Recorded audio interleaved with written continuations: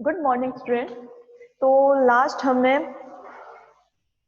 अभिक्रिया कोटि ज्ञात करने की दो विधियां पढ़ रखी है, जिसमें पहली कौन सी पढ़ी थी हमने? आलेख विधि पढ़ी थी। पहली कौन सी पढ़ी थी अभिक्रिया कोटि ज्ञात करने की विधियों में? आलेख विधि। ठीक है, फिर दूसरी कौन सी पढ़ी? अर्धायुकाल।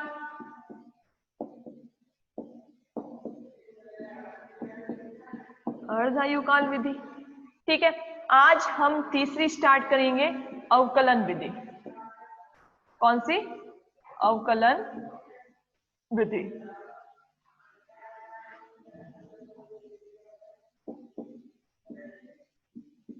तो हेडिंग लगा लेते हैं अवकलन विधि।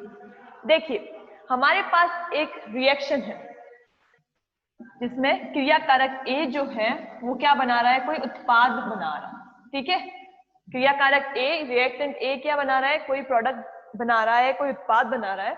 ठीक है, तो अब इस अभिक्रिया के लिए हम अवकलित वेग समीकरण कैसे लिखेंगे? इस अभिक्रिया के लिए हम अवकलित वेग समीकरण कैसे लिखते हैं? Minus D A upon D T is equal to K A की सांद्रता की पावर n। ठीक है, जितनी भी अपन ने अभिक्रिया कोटि की बल गति की पढ़ी है उन सभी में अवकलित वेग समीकरण इस तरीके से ही आता है।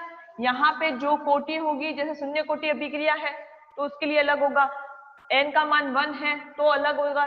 ठीक है, और n बराबर क्या है? 2 है, तो उसके लिए भी क्या होंगे? अलग अलग होंगे।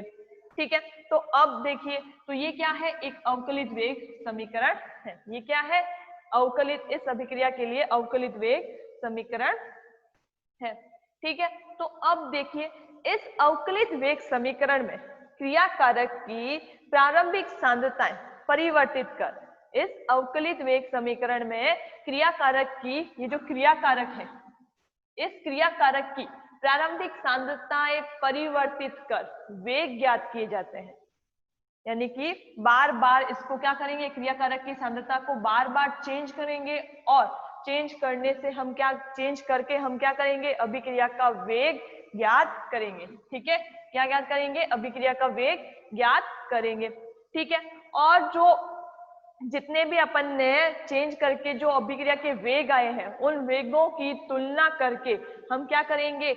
अभिक्रिया की कोटि ज्ञात करेंगे। उन वेगों की तुलना करके अभिक्रिया कोटि ज्ञात करेंगे। देखिए एक बार से वापस, क्रिया, इस अवकलित वेग समीकरण में क्रिया कारक की प्रारंभिक सांद्रताएं, इस क्रिया कारक की प्रारंभिक सांद्रताएं परिवर्तित कर अभिक्रिया के वेग ज्ञात किए जाते हैं, और फिर उन अभिक्रिया वेगों की तुलना करके हम क्या ज्ञात करते हैं? अभिक्रिया कोटि ज्ञात करते हैं। उन अभिक्रिया वेगों की तुलना करके हम अभिक्रिया कोटि ज्ञात करते हैं। ठीक है, फिर अब देखिए, माना इस अवकलित वेग समीकरण में क्रिया कारक की सांद्रताएं, इस अवकलित वेग समीकरण में क्रिया कारक की सांद्रताएं A1 और A2 है। ठीक है, क्रिया कारक की प्रारंभिक सांद्रताएं अवकलित वेग समीकरण में क्रिया कारक की प्रारंभिक सांद्रताएं A1 और A2 ले तो देखिए ये क्या हो जाएगा? Minus dA1 upon dt is equal to क्या आएगा? KA1। के यहाँ पे क्या आएगा? n आएगा। ठीक है, यहाँ पे क्या है? n, dA1 की पावर n। ठीक है, A2 लेते हैं तो क्या आता है? देखिए, minus dA2 upon dt is equal to क्या आएगा? KA2 की पावर n। ठीक है, क्या आया? इसको मैं वापस से ऊपर लिख रही हूं, माइनस क्रिया कारक की प्रारंभिक सांद्रता की क्या ली है मैंने? A1 ली है। ठीक है, तो minus dA1 upon dt is equal to KA1 की पावर n। ठीक है, इसको लगा लेते हैं इक्वेशन नंबर 1। इसको लगा लिया इक्वेशन नंबर 1। फिर A2 लेने पर minus dA2 upon dt is equal to क्या है? KA2 की पावर n। इसको लगा लिया इक्वेशन नंबर 2। इसको लगा लिया इक्वेशन नंबर 2। ठीक है, अब हम क्या करेंगे, इन दोनों समीकरणों का क्या करेंगे, लॉग लेंगे। क्या करेंगे, लॉग लेने पर या लघु गुणक लेने पर। देखिए लॉग लेने पर क्या आता है,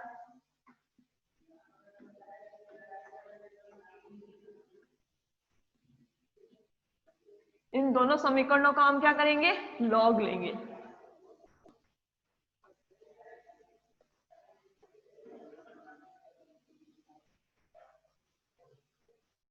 तो लॉग लेने पर क्या आएगा, देखिए log minus dA1/dt is equal to, ये क्या हो जाएगा, लॉग के प्लस ये जो सांद्रता है, सॉरी घातांक है, घातांक क्या आ जाएगी, आगे आ जाएगी n लॉग, लॉग लेने पर घातांक क्या आ जाएगी, आगे आ जाएगी, तो n log A1। ठीक है, फिर इसी तरह से इसका लॉग लेने पर, लॉग इसको लगा लिया समीकरण नंबर 3, इसको इक्वेशन नंबर 3 लगा देना। ठीक है, log minus dA2/dt is equal to, ये क्या हो गया, लॉग के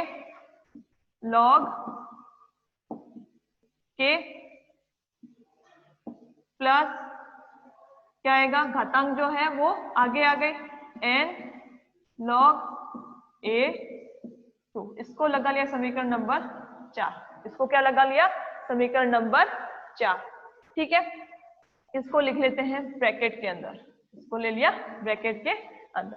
अब हम क्या करेंगे, समीकरण 3 में से समीकरण 4 को क्या करेंगे, घटाएंगे। समीकरण 3 में से समीकरण 4 को क्या करेंगे, हम घटा देंगे।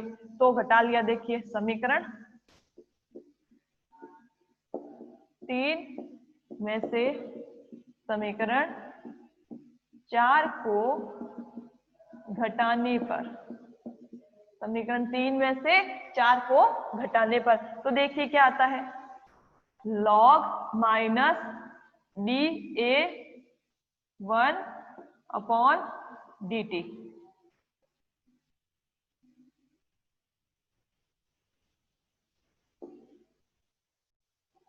माइनस log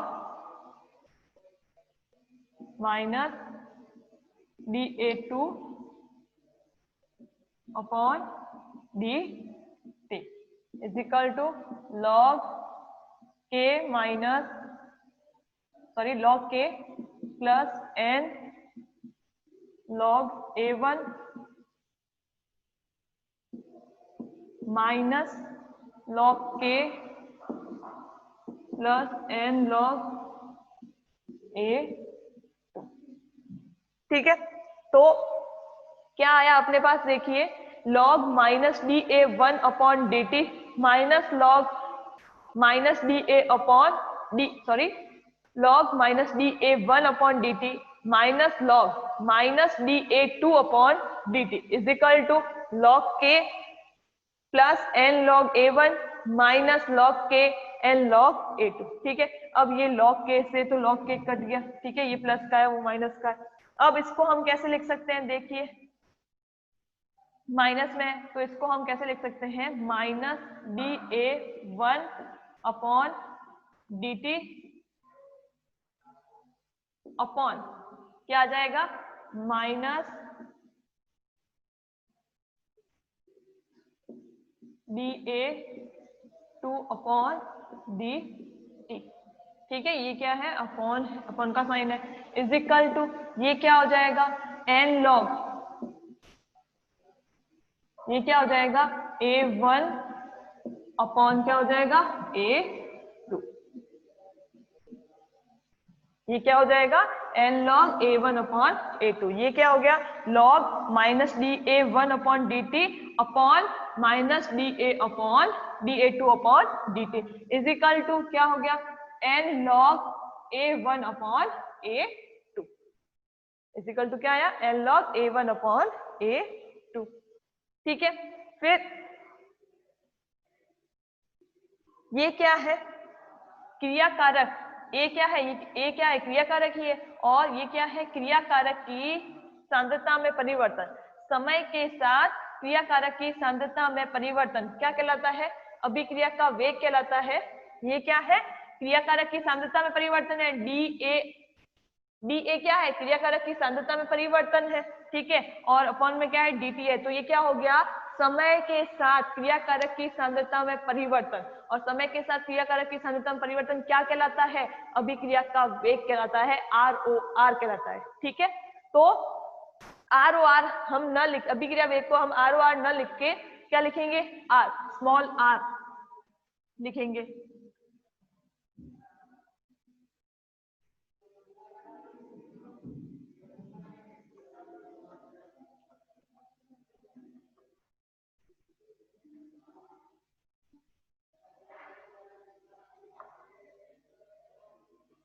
अभिक्रिया वेग को यहाँ पे हम क्या लिखेंगे? -dA1/dt को क्या लिखेंगे? R1, ठीक है। और ये क्या हो जाएगा? R2। ये क्या हो गया? log R1/log R2, या इसको अपन ऐसे लिख दें, log R1/log R2 is equal to, ये क्या है? n log। अब देखिए, अब क्रिया कारक की सांद्रता को हमने क्या माना था? स्मॉल a माना था। क्रिया कारक की सांद्रता को हमने क्या माना था? स्मॉल a, ठीक है।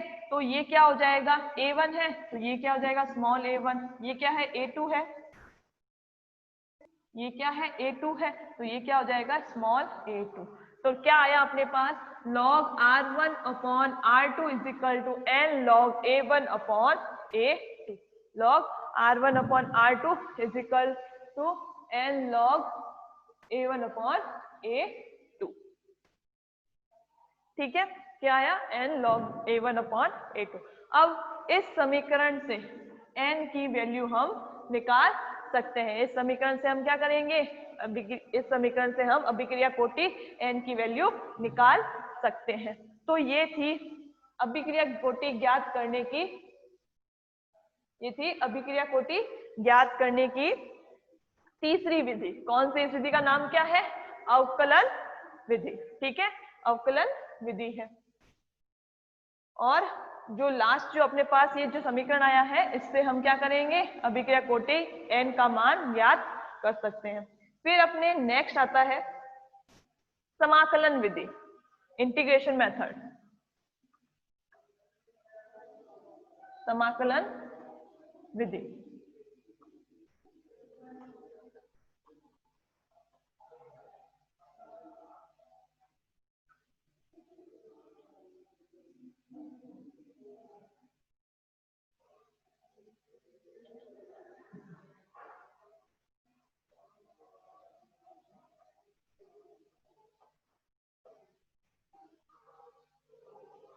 नंबर 4 पर है समाकलन विधि।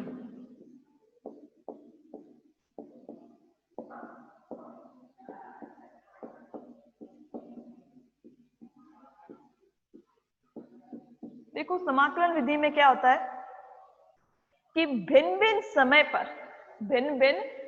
पर दी गई क्रिया कारकों की सांद्रताओं का, भिन्न भिन्न समय पर दी गई क्रिया कारकों की सांद्रताओं का उपयोग कर वेग स्थिरांक ज्ञात किए जाते हैं। भिन्न भिन्न समय पर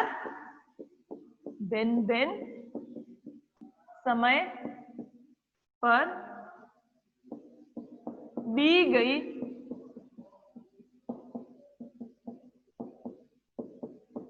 क्रिया कारकों की सांद्रताओं का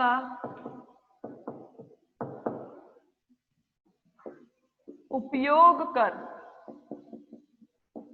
अभिक्रिया वेग स्थिरांक ज्ञात किए जाते हैं। भिन्न भिन्न समय पर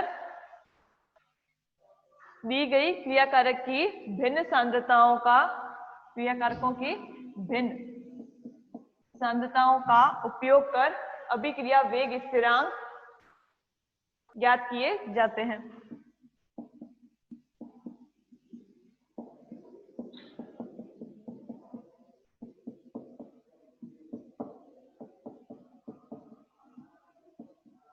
अभिक्रिया वेग स्थिरांक ज्ञात किए जाते हैं। अब ये जो अभिक्रिया वेग स्थिरांक के जो हमको मान प्राप्त हुए हैं, ये जो अभिक्रिया वेग स्थिरांकों के हमको मान प्राप्त हुए हैं। इन मानों को अवकलित वेग या समाकलित वेग समीकरण में रखने पर, इन मानों को जिस कोटि की अभिक्रिया के समाकलित वेग समीकरण में रखने पर वेग स्थिरांक के मान क्या आते हैं, समान प्राप्त होते हैं। तो वो जो मान थे वो किसको दर्शाएंगे, वो उस अभिक्रिया कोटि को दर्शाते हैं। ठीक है, ये जो भिन्न समय पर दी गई क्रिया कारकों की भिन्न सांद्रताओं से हमने जो अभिक्रिया वेग स्थिरांक ज्ञात किए हैं, इन मानों को हम जिस कोटि की अभिक्रिया के समाकलित वेग समीकरण में रखेंगे, अगर वो मान रखने पर, समाकलित वेग समीकरण में मान रखने पर अगर हमको समान वेग स्थिरांक प्राप्त होते हैं, तो वो जो मान है वो उस कोटि की अभिक्रिया को दर्शाते हैं। वो जो मान है वो उस कोटि की अभिक्रिया को दर्शाते हैं। आया समझ में?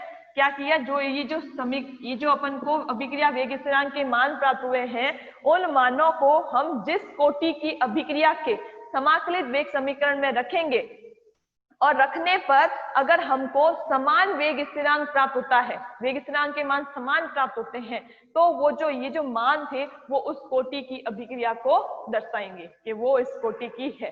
ठीक है, तो जिस कोटि की अभिक्रिया के समाकलित वेग समीकरण में मान रखने पर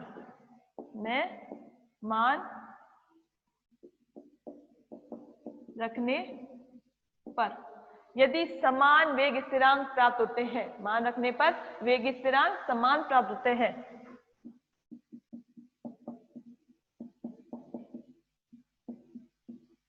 समान प्राप्त होते हैं, तो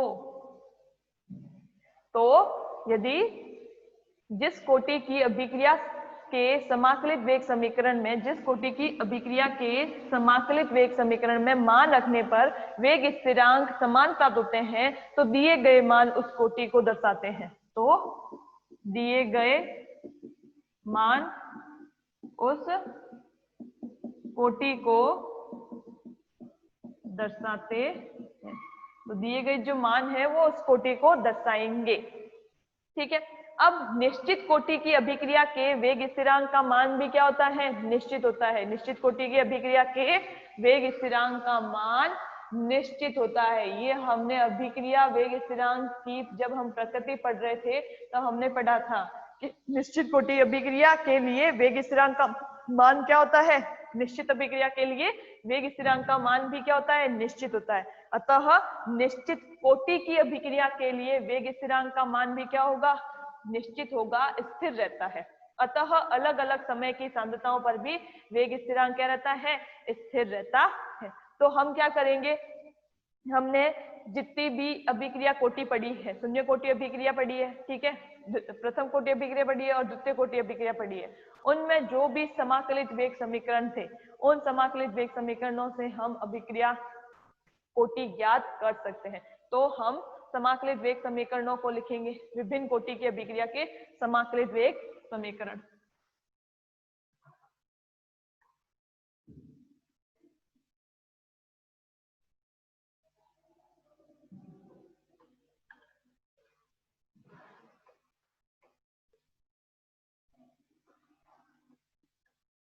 विभिन्न कोटि की अभिक्रिया के लिए समाकलित वेग समीकरण। सबसे पहले शून्य कोटि अभिक्रिया के लिए, शून्य कोटि अभिक्रिया का समाकलित वेग समीकरण। शून्य कोटि अभिक्रिया का समाकलित वेग समीकरण क्या था, k is equal to x upon t। k is equal to, शून्य कोटि की अभिक्रिया के लिए ले रहे हैं तो अपन ने यहाँ पे लगा दिया k0 is equal to x upon t। ठीक है, ये क्या है, शून्य कोटि अभिक्रिया का समाकलित वेग समीकरण है। फिर प्रथम कोटि अभिक्रिया का समाकलित वेग समीकरण, प्रथम कोटि अभिक्रिया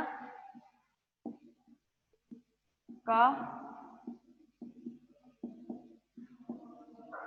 समाकलित वेग समीकरण। प्रथम कोटि अभिक्रिया का समाकलित वेग समीकरण क्या था? के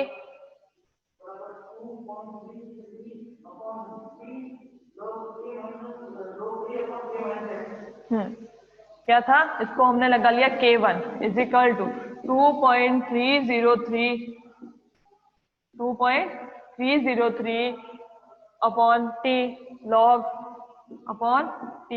log a upon a minus X. ठीक है, इसी तरह से द्वितीय कोटि अभिक्रिया का समाकलित वेग समीकरण, द्वितीय कोटि अभिक्रिया का समाकलित वेग समीकरण क्या था? समाकलित वेग समीकरण द्वितीय कोटि अभिक्रिया का K2। ठीक है, क्या था? T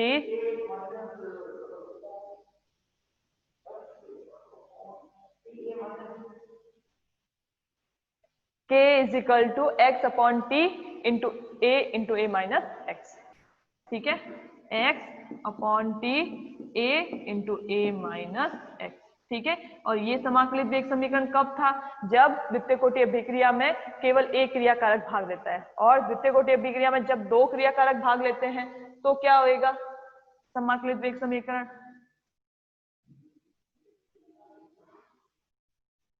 द्वितीय कोटि अभिक्रिया में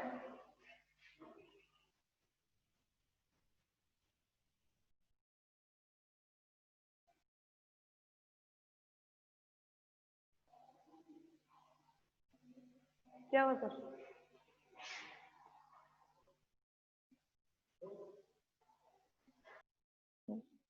तो ये क्या था? द्वितीय कोटि अभिक्रिया जिसमें केवल एक क्रियाकारक भाग लेता है उसके लिए समाकलित वेग समीकरण था। अब जब द्वितीय कोटि अभिक्रिया में दो क्रियाकारक भाग लेते हैं तो उसके लिए समाकलित वेग समीकरण क्या था?